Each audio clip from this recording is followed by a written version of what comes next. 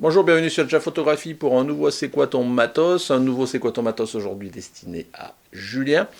Mais je veux faire tout de suite une parenthèse. Si jamais vous êtes intéressé, que vous voulez vous-même participer à un C'est quoi ton matos pour nous présenter votre matériel à partir du moment où ça sort un petit peu de l'ordinaire et que vous avez envie de nous faire un retour d'expérience de l'utilisation, de nous montrer voilà, du matériel que moi je n'ai pas les moyens de présenter parce que je l'ai pas ou je peux pas l'avoir en prêt ou quoi que ce soit, n'hésitez pas à me contacter, on verra en fonction du matériel si ça peut faire l'affaire ou pas. La seule contrepartie, vous le savez, il faut passer devant la caméra, mais ma foi, ça se fait très bien. Voilà, je referme cette parenthèse et je donne tout de suite la parole à Julien. Salut à tous, je m'appelle Julien Roy, je suis photographe professionnel, mais je vais vous parler aujourd'hui de mon activité de photographe amateur en tant que photographe de concert. C'est une activité que je pratique depuis plusieurs années et je vais vous présenter mon matériel et mes conseils pour cette activité. Ce qu'il faut savoir, c'est que la photo de concert, c'est des conditions assez particulières. Premièrement, il y a assez peu de lumière, on n'a pas le droit au flash quasiment toujours, et la lumière est très changeante. Donc on a souvent des spots qui vont se balader, on va avoir des contre-jours, donc c'est des conditions de lumière difficiles. Ça veut dire qu'il va falloir avoir des objectifs assez lumineux, il va falloir avoir un boîtier qui soit capable de faire une mise au point assez rapidement. Donc il faut une bonne montée en ISO et un autofocus qui soit rapide et efficace en basse lumière. Autre point, c'est qu'il y a assez peu de déplacements possibles.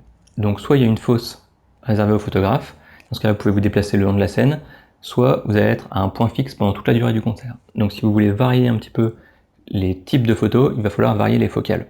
Donc avoir plusieurs objectifs ou un zoom très polyvalent. Enfin, dernier point, selon les types de concerts, vous allez parfois devoir passer en mode silencieux sur votre boîtier, ou en tout cas le plus silencieux possible. C'est pas forcément possible sur les réflexes, mais sur les autres types d'appareils photo, il va falloir faire aucun bruit, puisque dans les moments de silence, c'est évidemment déconseillé d'avoir des clics du photographe. Mon matériel, au niveau du boîtier, avant j'étais sur un Canon 80D, mais je suis passé depuis environ un an sur du matériel Fuji. Et aujourd'hui, j'ai commencé avec un Fujifilm X-T20, et je suis ensuite passé sur un Fujifilm X-T3 que vous avez ici. Donc le Fujifilm X-T20, c'est un boîtier moyen de gamme, milieu de gamme de chez Fuji. C'est un appareil photo APS-C de 24 mégapixels. Et comme la plupart des Fuji, sa grosse particularité, c'est d'avoir beaucoup de réglages directement réglables par les molettes. Donc par exemple ici vous avez les modes de prise de vue. Ici vous avez directement la vitesse d'obturation. Ici la compensation d'exposition et une molette à l'avant et une molette à l'arrière, comme classiquement sur d'autres appareils photo. En plus, dès qu'on met un objectif dessus, on va pouvoir régler l'ouverture via une bague de diaphragme ici. Sinon, le reste est assez classique. Il a un écran orientable qui permet de prendre des photos voilà, comme ça, en bas ou dans l'autre sens, en haut. Par rapport à un Canon 80D, c'est un gain de poids super important. Vous voyez qu'il est tout petit et les objectifs sont sensiblement plus petits aussi. Voilà, j'ai changé pour un X-T20 pour avoir une meilleure montée en ISO et pour avoir un boîtier beaucoup plus compact, ce qui est plus pratique à emporter en concert. Il y a quelques mois, je suis passé sur un X-T3 pour avoir principalement un meilleur autofocus, puisque l'autofocus du X-T3 est vraiment meilleur que celui du X-T20. Donc le X-T3, c'est le grand frère finalement du X-T20 de génération suivante, et on a là encore l'ergonomie plus pro, puisqu'on a ici une molette pour régler les ISO, ici la molette pour régler la vitesse d'obturation, et en dessous on a ici les modes de prise de vue, et ici le réglage la mesure d'exposition. On a encore la compensation d'exposition au-dessus. Voilà, ici on a le joystick pour régler les collimateurs d'autofocus. Il a deux slots de carte, gros point positif, et il a un grip, si vous regardez ici, qui est sensiblement plus gros. Donc quand on le prend en main, ça donne une bien meilleure prise en main. Surtout quand on l'attache avec un objectif Sigma 18-35. Ici voilà, là on est content d'avoir un grip assez important pour bien tenir l'ensemble. D'ailleurs sur le X-T20, parce que je trouvais que vraiment le grip était trop fin, sur le X-T20, vous voyez, il est vraiment tout petit, ici, et donc je lui avais ajouté, comme ceci, un petit grip en complément, qui permet de renforcer ici la poignée, pour avoir quand même une meilleure prise en main, même sur un X-T20. Alors au niveau des objectifs, mon objectif principal, c'est un Sigma 18-35, que j'ai ici, qui a la particularité d'ouvrir à 1.8 sur toute la plage focale. Du coup, c'est un objectif très lumineux et qui est quand même un petit zoom. Donc 18, ça vous fait un grand angle, et 35, ça fait un très léger téléobjectif, une focale standard. Je mets toujours un petit fil de protection ici.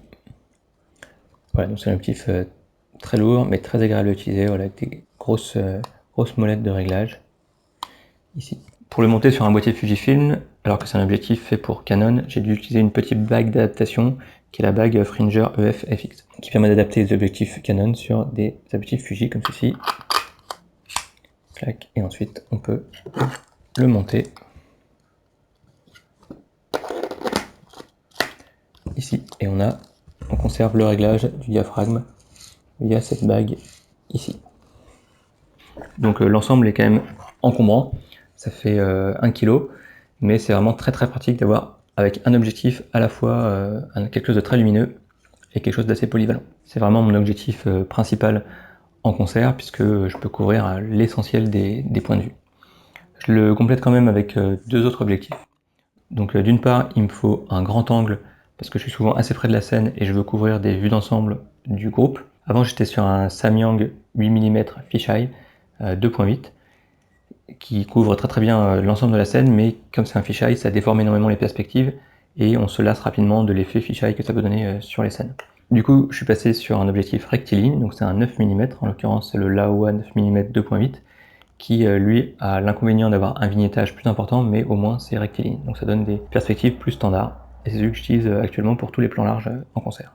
Enfin, mon troisième objectif, c'est un 50 mm 1.8, donc là encore 1.8, grande ouverture, pour avoir un maximum de lumière, quelque chose qui manque en concert. Donc c'est un objectif Canon, mais à peu près toutes les marques proposent un 50 mm 1.8. Je le monte également avec une bague d'adaptation, puisque c'est un objectif Canon, mais il y a l'équivalent sur Fuji ou sur n'importe quelle autre marque. Je me sers de cet objectif pour tout ce qui est portrait, pour essayer d'avoir un cadre assez serré sur un des musiciens en particulier, ou parfois un musicien avec un autre en arrière-plan. L'intérêt d'avoir différentes focales, c'est pour varier vraiment les points de vue, pour éviter la monotonie. J'ai aussi un 50-140 2.8, donc un très bon téléobjectif, mais je ne l'amène pas en concert, puisque c'est pour moi trop long et pas assez lumineux. Si je devais couvrir des plus grands concerts, sans doute que je prendrais ce téléobjectif, mais là actuellement j'en ai pas besoin, parce que souvent c'est des petits concerts dans des petites salles, et c'est un objectif très encombrant, donc il est encore plus encombrant que celui-là, pour des plages focales qui ne me servent pas énormément, puisqu'avec le 50 mm Canon, j'arrive à faire des portraits très sympas des musiciens. Au niveau des accessoires, hybride oblige, j'apporte plusieurs batteries.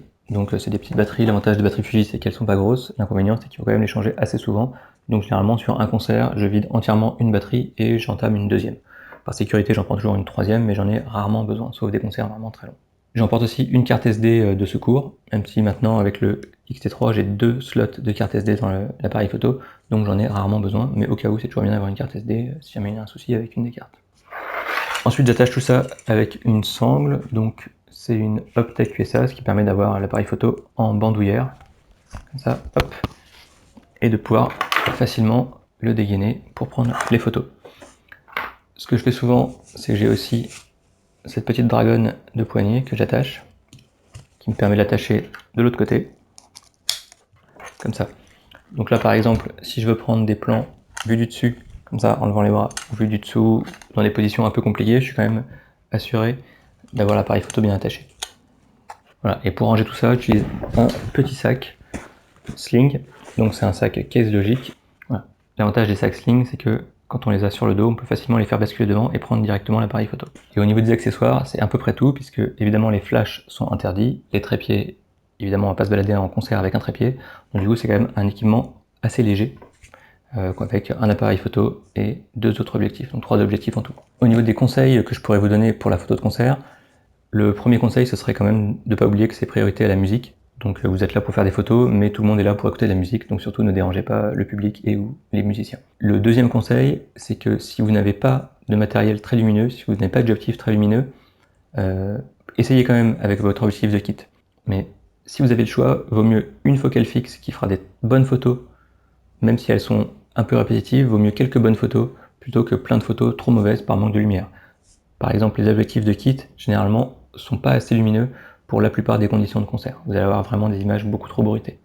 Le deuxième conseil, c'est comme dans tous les domaines, il faut essayer. De toute façon, la plupart des salles de concert ou bars concert autorisent sans problème les photographes. Demandez quand même l'autorisation, comme ça peut-être que vous aurez même un accès presse, comme ça ils sauront qu'il y a un photographe sur place, peut-être qu'ils vous demanderont photos à la fin, ça permettra toujours d'avoir des retours dessus. Donc allez-y, faites des photos et ensuite vous verrez quelles sont les difficultés, discutez-en avec d'autres photographes. Ensuite on dit généralement qu'il vaut mieux avoir des photos avec un peu de bruit ou un peu de lissage plutôt que des photos floues. En concert, parfois, il faut savoir prendre des risques. Au niveau de la vitesse d'obturation, il vaut mieux parfois descendre un peu à des vitesses un peu limites, faire des rafales, faire des séries et faire beaucoup de tri à la fin. Si vous n'avez pas beaucoup d'opportunités de prendre des photos, prenez-en beaucoup et il y en aura forcément qui seront moins floues dans le lot. Par exemple, vous pouvez descendre à des vitesses jusqu'à 1 centième, 1 80e parfois, ce qui est des vitesses un peu limites normalement qu'il vaut mieux pas prendre, mais si vraiment les conditions sont difficiles, c'est quand même plus intéressant. Voilà, j'espère que cette vidéo vous aidera à faire des meilleures photos de concert, à voir un petit peu quel matériel est adapté. Si vous avez des questions, n'hésitez pas à les poser juste en dessous dans les commentaires de la vidéo de Jeff, j'y répondrai. À bientôt, ciao. Merci Julien de nous avoir présenté ce matériel et pour tous les conseils pour la photo de concert, ma foi, personnellement j'en ai jamais fait, mais bon, si jamais un jour je dois en faire, je reviendrai voir la vidéo. Voilà, je tiens aussi à préciser que Julien possède une chaîne YouTube qu'il essaie de développer, donc pour moi, voilà, c'est une façon aussi de faire un tremplin pour lui. Donc si vous avez aimé la façon dont il a de passer son message et de parler, de présenter son matériel, ce genre de choses, n'hésitez pas à aller voir son travail, et puis voilà, si vous aimez, abonnez-vous. Donc je vous mets le lien vers sa chaîne ici dans le petit i, et comme d'habitude, dans la description, donc n'hésitez pas à aller voir. Comme d'habitude, si cet épisode vous a plu, un petit pouce bleu, n'hésitez pas à mettre des commentaires sur cet épisode, que ce soit pour moi ou pour Julien aussi, je pense qu'il passera à répondre à vos commentaires, à vos questionnements, tant sur le matériel Fuji que sur la photo de concert. Ou comme d'habitude sur tout autre sujet, j'essaye toujours d'y répondre. Voilà, si vous n'êtes pas abonné, je vous engage à cliquer ici pour vous abonner. Pour soutenir la chaîne, c'est le Tipeee, c'est ici, le Utip dans la description.